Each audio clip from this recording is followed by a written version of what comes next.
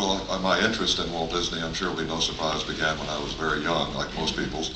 To my surprise, I found I was still interested in Disney films, Disney comics, other Disney products as I got older, particularly the great classic Disney animation from the 30s and 40s. Eventually, I put that interest to work in Funny World magazine, as you mentioned. A few years after that, my friend Martin Williams, a jazz critic in New York, put me in touch with an editor at Oxford University Press, and that led to my writing the book called Hollywood Cartoons, American Animation in its Golden Age, which I worked on for 25 years. As you mentioned, I interviewed, in the course of that work, I interviewed more than 150 people with help of my friend Milton Gray, who's an animator who's sitting here in the audience, about Walt Disney, talking about Walt Disney, about what it was like to work for him, what he was like. I also spent a great deal of time in the Disney archives in those years. My first work there was in 1971.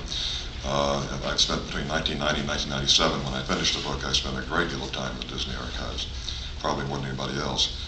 I found when I finished that book that I had a great residual amount of information about Walt Disney and a continuing curiosity about him. The nature of that book was such, as a critical history, that I couldn't get into a lot of things about Disney that were truly biographical.